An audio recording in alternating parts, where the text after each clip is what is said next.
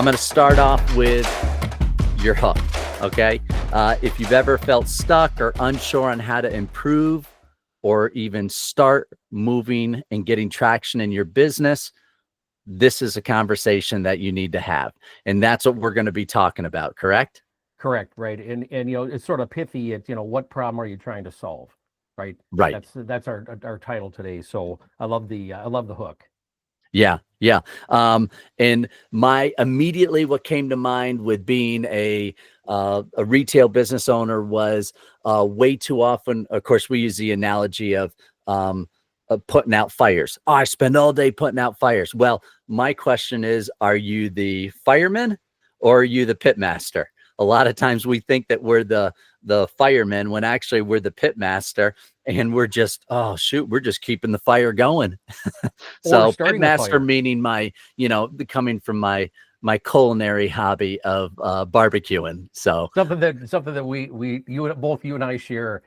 The interesting thing though is, for you to be a pitmaster, you also start the fire. And so you got to think about that. True. Are you actually starting some of the fires that you have to put out?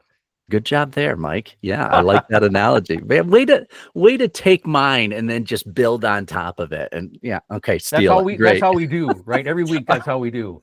All right, I'm going to give you a quick story, and the listeners a quick story. Back about 4 months ago, I was doing a barbecue. I was doing a high temp barbecue for chicken breast, and so usually I have an awesome Traeger grill. Absolutely love it. Usually it's always low and slow on stuff. When that happens, grease builds up even over time. I hadn't cleaned that grill for probably 6 months. When I started doing a high temperature, that thing turned into friggin' Dante's Inferno. I am telling you. I was watching. I'm like, all right, I'm good. I'm at 375, 400 degrees.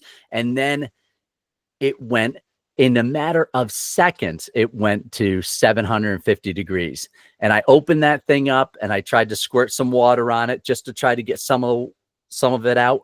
It didn't work. I guess my analogy being, sometimes we put water on a grease fire. Exactly. And we need to get to the root of the problem. Right. Yeah, it's the wrong application, right? Wrong solution. Right. Moral of the story is, don't ever let a chicken breast go to waste. I fed it to the kids, and the response was fantastic. They said, "Oh, it's a little bit dry, Dad." I don't want to start a whole separate fire around, if you're using a Traeger, are you really barbecuing? But I'm going to leave that for another conversation. Oh, wow. Oh, you're one of these purists. Oh, what do you have to do? Make your own stinking charcoal before you're going to do it yourself? Come on. You probably you're a hypocrite. I'll bet you. You got a gas grill in the back. I have a separate YouTube channel on how to make your own charcoal. So yes, we'll link to that. With Zen music playing in the background, probably in the Himalayas. I love that, Brian. I was thinking about this. Go ahead.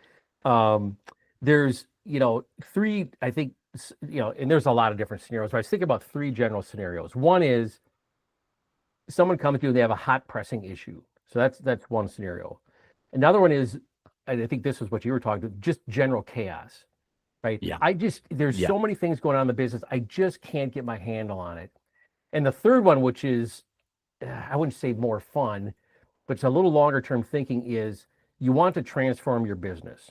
Right. And we should say this, you and I are going to get to the point, no matter who we engage with, that's where we want to get their thinking to. But if you have a hot pressing issue, or if everything seems to be on fire, you can't think about transforming your business right now. Right. So that's why we think this is such an important conversation, is how do we have that first engagement, that first conversation, and then start to peel back the layers of the onion to figure out, how can we really help that client? Yeah, without a doubt. Clear your plate, clear your mind. It's what it comes down to, those two things. How do you like that, Mike? Unless you got burnt chicken. In which case, if you have some of Dante's Inferno specialized chicken, you will not be clearing your plate. So clear your plate, clear your mind. All right, let's go ahead. Go ahead. What do you got? So, I think that the best that we can do is help diagnose the problem. Right. And let's start with number one, we have a hot pressing issue. It's interesting. someone can come to you and say, hey, I've got this very specific issue. And one of the first things we have to ask is, why do you think that? Right. So we start going down the sort of the 5 whys and try to dig deeper and deeper, because sometimes we figure that we have a very specific problem. If I solve this problem, then I'm good to go. So one is that really the problem that we want to try and help solve?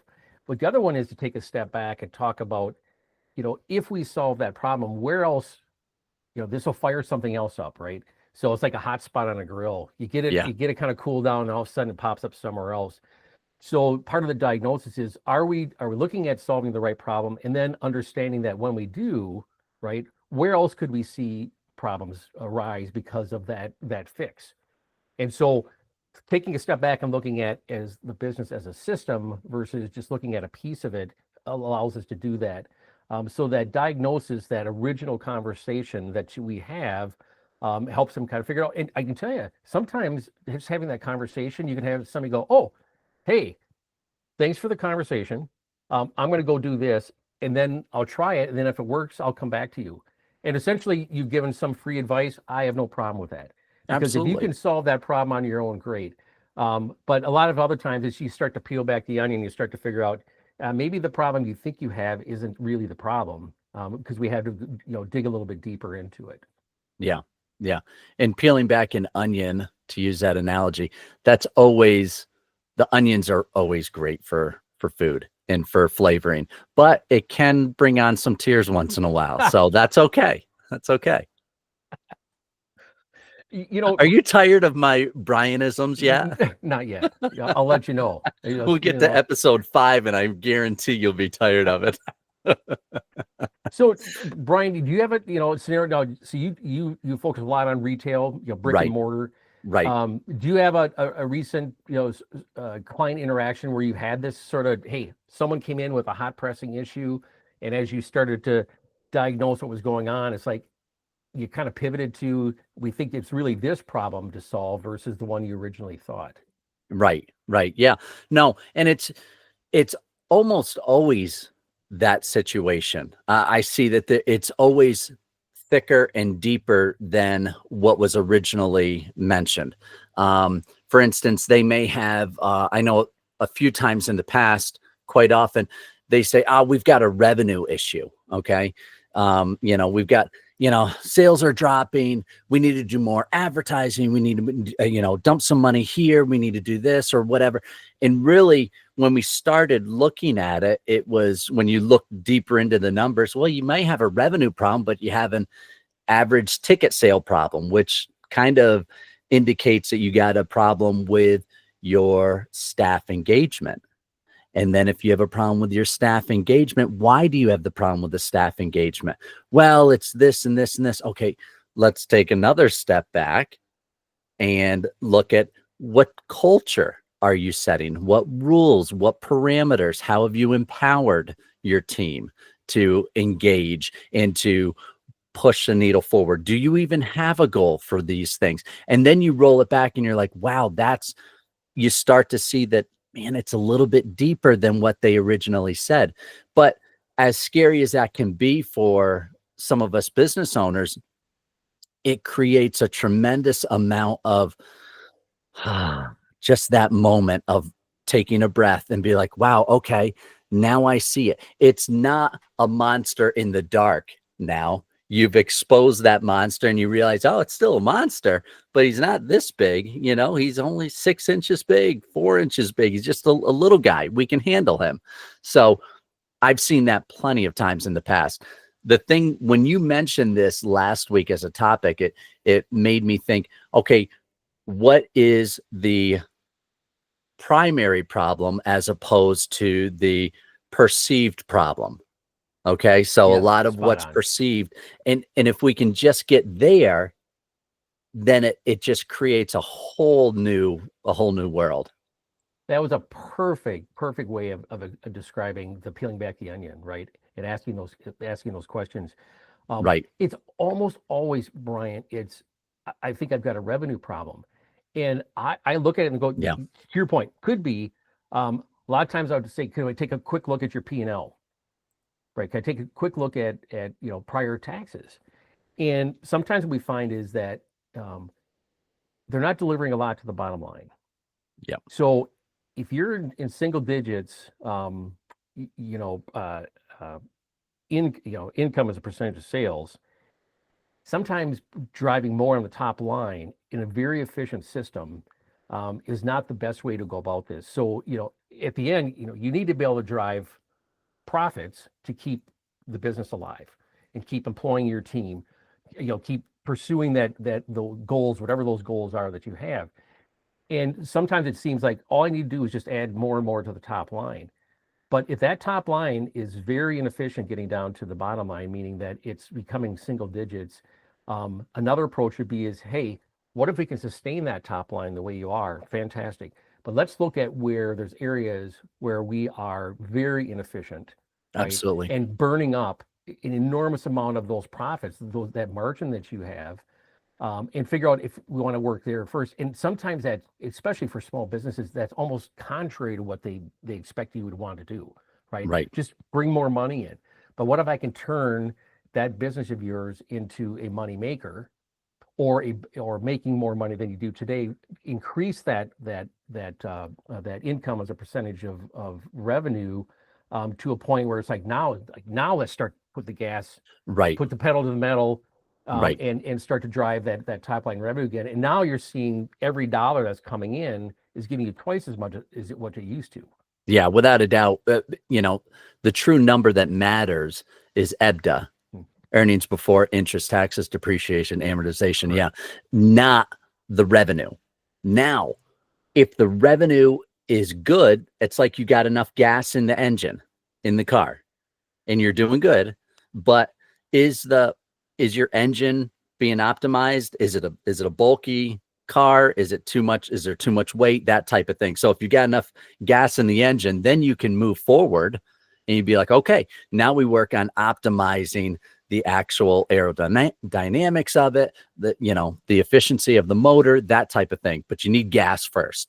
But so it's funny you mentioned that. It's every time I run into small business owners, there's really just two types that I see: those that are revenue focused and those that are cost cutting focused. And they tend to play in one of those fields. So it's like, I am the not backwoods. I am the back office.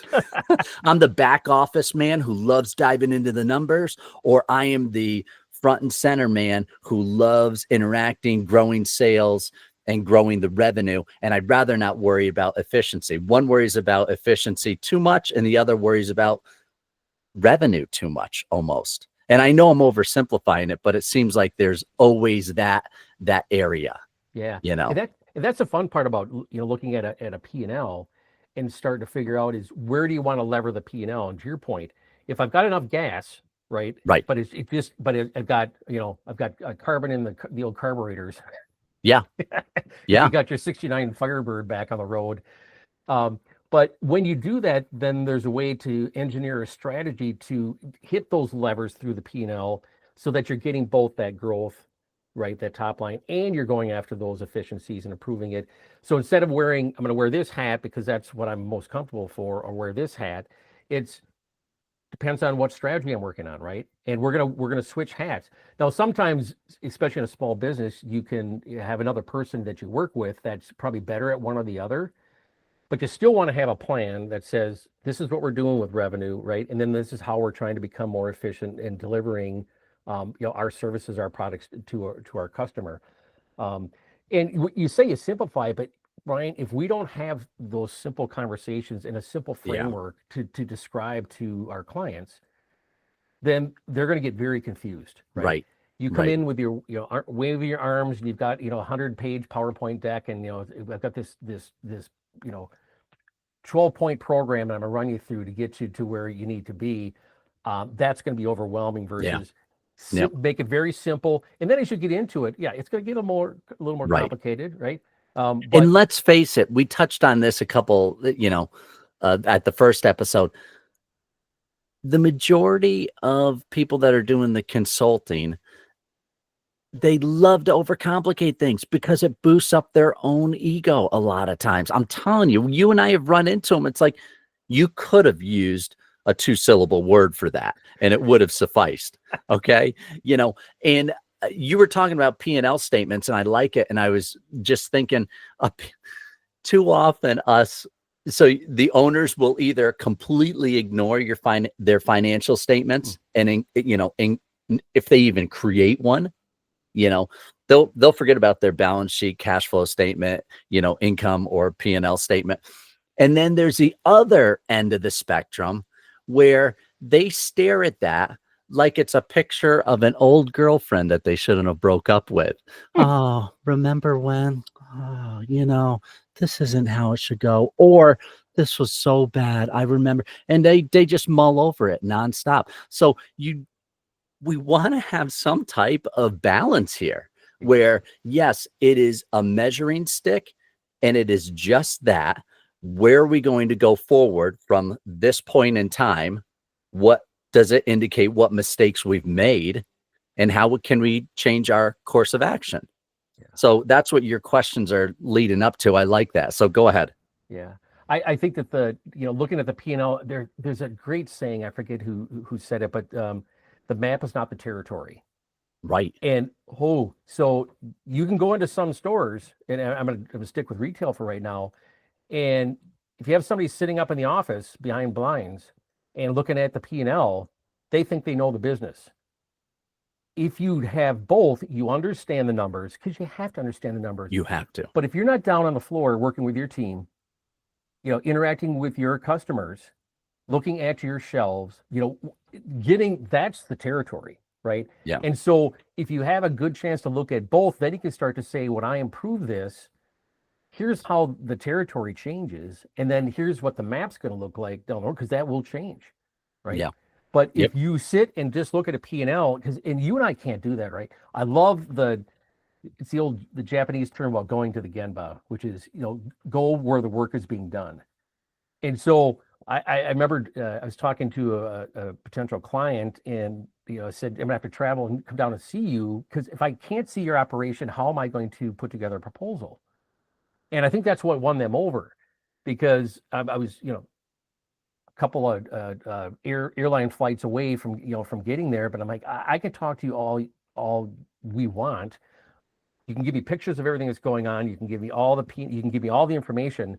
But at the end of the day, is if I don't get a chance to walk through your facility, talk to your teams, get a visual of what's going on, it's very hard to do that. So I don't want anyone listening to think that we just come in and say, well, let's see your financials, and we're going to diagnose what's going on.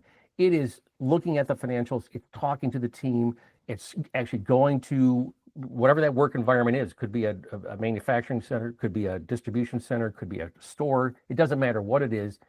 We have to get our eyes on that to actually see what's going on to be able to help. And I love the financials. I went to school for finance. I love wanted to be an investment banker, the whole 9 yards. I love that world. But the one thing I do understand is two things are hidden in businesses, I think, and it's those, and when I say hidden, I mean, it's the immeasurables. And you either have your treasure hidden in the immeasurables, the things that are tough to measure. That's really where you can get down and dirty. And the other thing on the negative side is the fear.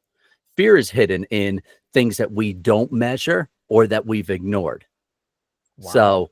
So that's where, go ahead. Maybe you don't want to measure it. Right. Before, so you're fearing what it could look like. Right. And so you're just, if I ignore it, right? Yeah. At least it doesn't bring the fears to life. Right. And that, but then again, that's really where the treasure is hidden a lot of times, because we can dig into the P&L statements, but we need to get the boots on the ground too, and see the reason behind the numbers. So I like that. Let's see what you had mentioned a few things about with the question of starting right. Hey, what is your problem? I wanted to just take a step back. We know that why you ask it. What can this lead to in the conversation further? Specifically, what does it indicate? Like some of the key takeaways as far as that goes. Well, it's interesting. As I mentioned in the last, I don't know if it's maybe both episodes, there's a lot invisible in the, so you talked about, the treasure and the fears. And I think about what are the invisible things that are within the business, the culture, right? Value streams, strategy.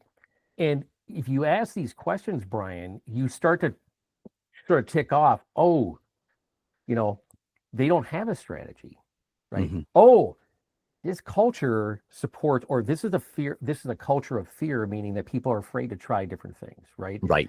So Right. as you go through and listen, I tick off those things that are hidden and say, okay, if I can start to ask questions then to dive a little bit deeper into their plan, dig a little bit deeper into value streams, how you create value and deliver it to the customer, you start to expose those and you can start to use those terms with them. And it starts to set, to your point, it starts to settle them down, right? Because Yeah. it's like, it isn't all this chaos.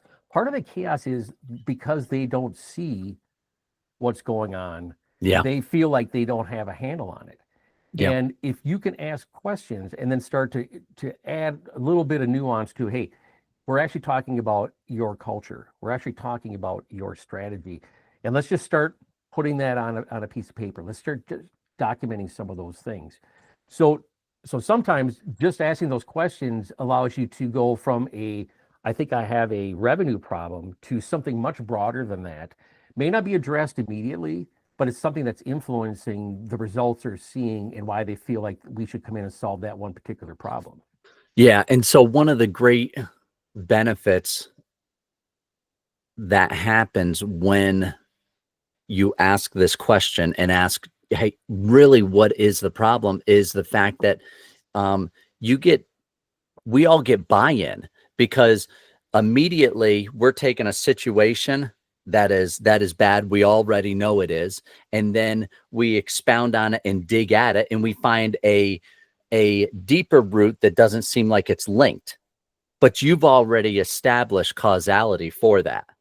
So my point being, if you were to come in and I was a small business owner, I got my store going on and or restaurant, whatever it is, doesn't matter, and I say, hey, I've got a revenue problem, and you say, no, no, I'm here to fix your culture. I'd be like, forget you, Mike. I have no problem with that. Culture doesn't pay the bills. But if you say, all right, let's dig into this like you do, and you are super good at this, and that's what I love when we talk, you dig into it, and then we see I am already bought in when you're establishing the causality between, shoot, the revenue and the culture has a direct impact. And now I'm like, yes, let's go forward. And it makes it a lot easier for success to take place. It's funny, you talk about the buy-in, and I call that alignment. So if you go on my website, right, I've got just a little simple graphic, and the very first part of the process is alignment. And sitting down with it could be the owner, a couple that owns the business, the team, whoever's sitting in the room with us. And a lot of times like to have more than just the owner is sitting in the room or the president, right? Right. We want to Right. have a team that a leadership team, right, that is really responsible for the results of the business. And your point right there is buy-in, right? We now have alignment on what problem we're trying to solve. Yes, And absolutely. but that comes through a conversation, and there's some really good tools out there, and we can talk about tools down the road. But one is called an outcome map, and there's a process you walk the team through to especially if it's a gnarly sort of general chaos kind of thing, is you get all those fears out on the table. You get all the things that you'd like to have done, all the things that are not going well, and you start to hone those down into a point and say, I think you have a parking lot of a lot of things you could address, but the team comes to it and says, out of all those things we could address, let's start on this one or two, right? And that's it. And now it's the team's plan. It isn't again, you and I've talked about this. We're guiding the Yeah. client through this process. Our Yeah. job is not to come in and be the savior. They have the expertise. They know their business better than we'll ever know it. Their Right. team knows the business better than we'll ever know it. So our job is to come in and help guide them through a process to improve the performance of the company, and could be addressing. Of course, you can never address culture head on, right? There's a lot of things that you can do to impact the culture, similar to other things. So that alignment, to your point, number one, the alignment is critical, and that's why we're having this conversation today. Because if you walk away and say we're going to solve this problem, and you don't have alignment, you come in and you start the engagement, and all of a sudden there's questions about, well, why are we doing this? Yep. Why are you talking about this part of it? I thought we said this, right? So without that alignment and an undue focus, right? I mean, a very critical focus on those one or two things that you're going to try to solve, then you're going to be in chaos right out of the gates, and that's not a Yeah, good without a position doubt. for the owner or for the client or for the consultant to be in. Yeah, absolutely. Absolutely. You mentioned two things that I thought was interesting. I wrote it down. Every business is, number one, unique, and every business is a system. Give me a 1 minute explanation on both of those. Yeah. So every business is unique. I throw back to you, Brian, Ace Hardware, right? So if I Right. go into an Ace Hardware in my hometown, I mentioned that, northern Wisconsin, Yeah. some great hardware stores up there, and they cater to the local business. And you'll see that the garden center could be significantly bigger than another Ace Hardware. They specialize in small engine repair. They do all these things. So for me to walk in and go, well, I've worked with an Ace Hardware before, so I know how they operate. When I say unique, I mean down to even though you may have a franchise, or you have an affiliate of some kind with a national brand, you're still a very unique business. Your team's different. The way you operate is different. Your clients are different. Your product selection, your services can be different. So everything about that can be different. On the flip side, though, is, yeah, and it's a term they use a lot of times, is like, you're not a snowflake, meaning there's a lot of commonality in every business, right? And so when you think about a system, right, a system is if you think about all the individual processes that are within your business, and those processes are made up of tasks. So if you take tasks up to processes and then connect processes into value streams, and then you look at all the supporting structure around there, that's a system. And so when you impact one part of your business, right, and you start to try to improvements there, will that have repercussions on the rest of the business? Well, if I put a lot of money into marketing and I'm very good at it, right, I'm very effective at it, and the business isn't ready for that, so now all of a sudden, your doors are being beat down, and you've got more customers than you ever expected, right? Products, flying off the shelf. I don't have enough staff. That was not looking at your system. So when I come in and say I may have a marketing problem, or I want to get my marketing engine fired up to drive more top line, well, then you have to think about, what about the rest of the system? If you drive more revenue, if your customers spend more every time they come in the door, if you have more customers coming in the door, well, what happens? Well, that means my shelves become emptier faster. It means that my team is spread thinner and I can't spend as much time with them. And all of a sudden, all those great marketing efforts fall short. Why? Right. Because the level of service that your customer expected when they walk in the door has gone down. Even though you may have more coming in the door for a while, at some point they're going to go, this is not the same place I'm used to. So the system thinking is that it's all related to each other, and that by improving something here, it's going to have an impact over here. Now, that's a good thing, Right. because then you can say, hey, if we do get a 5% lift, well, how much additional staffing will we need? So you don't have to staff to that necessarily, but you could say, hey, would we be willing to put in some overtime or do some part-time help? And then if it doesn't come to be, then say, okay, then I didn't have to spend the money. But everywhere that you're pushing, it's like those remember those old toys with inflatable toys, and you'd push on and the eyes would pop out, Oh, yeah. Yeah. or even a balloon, right? So you Yeah. push on the balloon and start to do it. It's the same way with the system. So those two things, one is your business is unique, right? Unique team, unique culture, everything about it. On the flip side is, there's a very consistent way of looking at your business, right? And looking at the systems that are within the system, within your business, to say, when we do push on this part of the balloon, this part of the business, here's what we expect to have happen, right? And then based on that happening, what could we do? What kind of plans could we put in place? Right. Right. And it's the same thing of thinking, everybody is different. Every single body is different, like a snowflake is, like you said. But if I stomp on any person's toe, it is still going to hurt. So they still have a nerve center. They still have a nervous system. They still have a skeleton, so you still have those foundational principles, the system, but you have a uniqueness too. So I like that. Absolutely. Let me try to summarize this. Focus on the primary problem, dig down deep until you get there. Do not be too consumed with the perceived problem. Every business is unique. Every business is a system. Some of the things that I wrote down here, and I'll just run right through it real quick.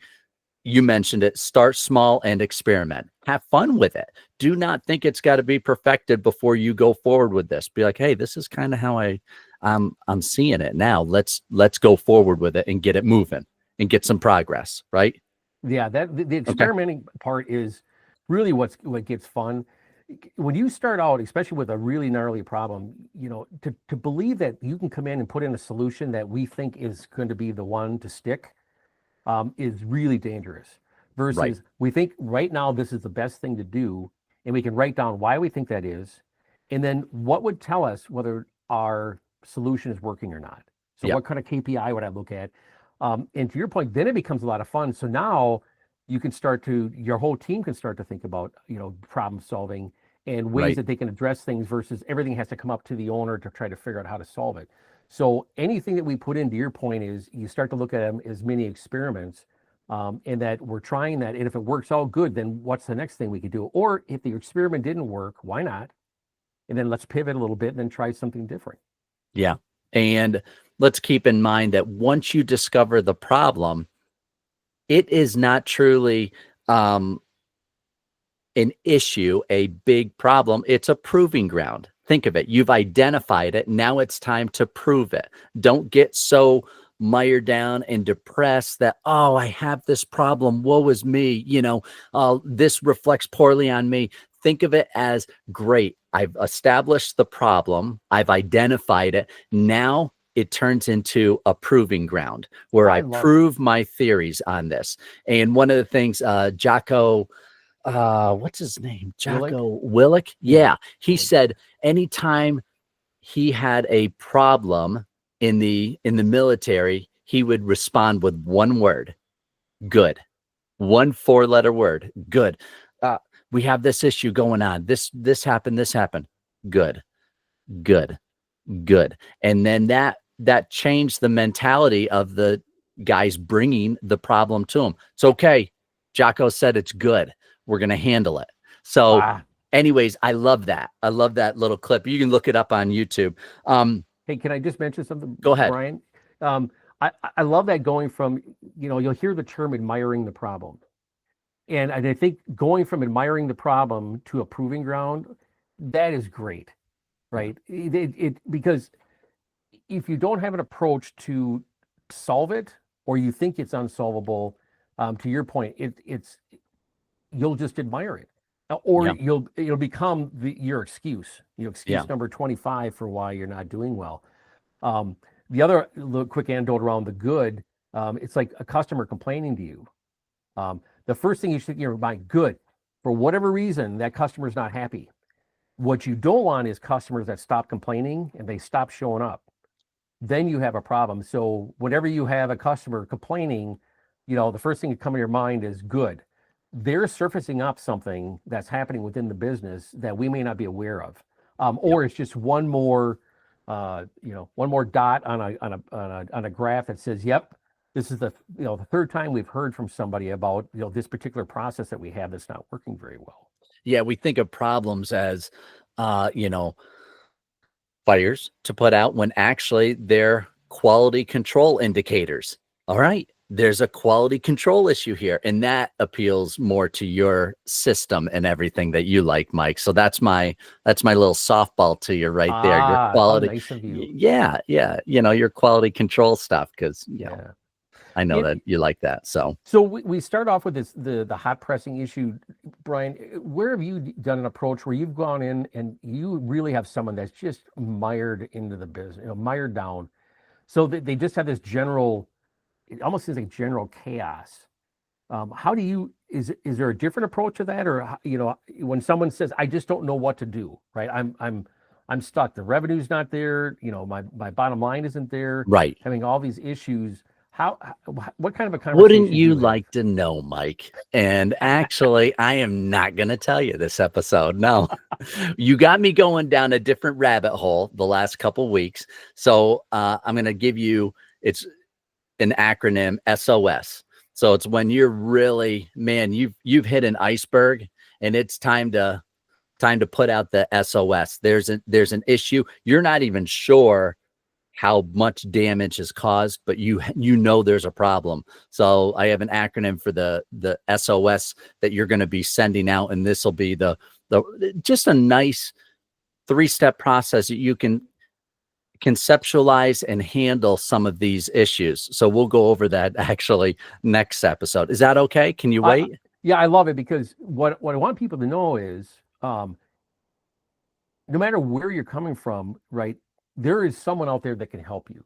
And so Right. even if you feel like there's just no way that anybody can come in here and figure this out, we can, but it's not us, right? When I say we, it's us working with the client to and help guide them, and we'll find that. The thing that's going to be is every business has lots of problems. It's the old 80/20. We have to figure out is what's the 20% of things that we can do that'll drive 80% of the impact, right? So a lot of things you can just set to the side and say, let's write them down. I always keep the parking lot. Those are things that we can work on, but these are the things that we focused on. And so when you talk about your SOS process, that allows you to come into a client that really has no really good grasp of where to start. They know that they need help. They don't know where to start. And what you're saying is you have a way of doing that using SOS, which we'll talk about our next episode. Yep. Yeah, Excellent. absolutely. This is good. Um, Anything else, Mike, you want to throw in? This is fantastic. I love how you've boiled it down and you've broken down the wall of fear of like, I have to have everything together. I have to have all these numbers together before I talk to somebody. And before I talk to somebody to help me, or I talk to somebody to delegate and offload all this responsibility to, because there's two different areas, I feel. And you've broken this down where it's like, no, this can be done to push the company further than you expected to be able to do and sooner. Right, right. And what I like is, and then we talked about the two. So next week we'll talk about the SOS model. And then the week after that, we'll talk about really if you want to start on a transformation. So the business is actually pretty good. Here's when it's really fun. A business that's performing pretty well, but they're like, we can still do better, I love it. right? And so how do you start to look at a transformation? Now, again, I want to go back to whether you have a hot pressing issue, a hot mess, don't know what the issue is, right? It's just chaos. We're going to get you to the point to where you're then going to be on this transformation process, right? But some people can jump right in and say, I want to transform my business. So that'll be episode number 5. And we'll talk about, how do we talk about a transformation where things are going pretty well, but we want to tighten things up and figure out a way to make it sustainable. And then the other piece is, and we're going to keep coming back to AI, Brian, because, I was saying we'd come around to that, here and there, but I think almost every episode now, there's going to be a little bit of an AI in there because of how things are changing. So even bringing into AI into the business, there's a way to do that very strategically, and we could talk about that when we talk about transformation. I love it. I love it. So real quick summary, I'm going to give it. What problem are you trying to solve? Make sure you diagnose it and break it down to the primary problem you're identifying and not just the perceived or top level emotional problem. Every business is unique. Every business is a system. Did I miss anything else, Mike? No, that's perfect. Awesome. Thanks, Mike. And a lot of companies have to do preventative maintenance, so I would put a tag on your Traeger. Yes. And when's the last time you cleaned it? You know, it okay. So I was a bit negligent with it.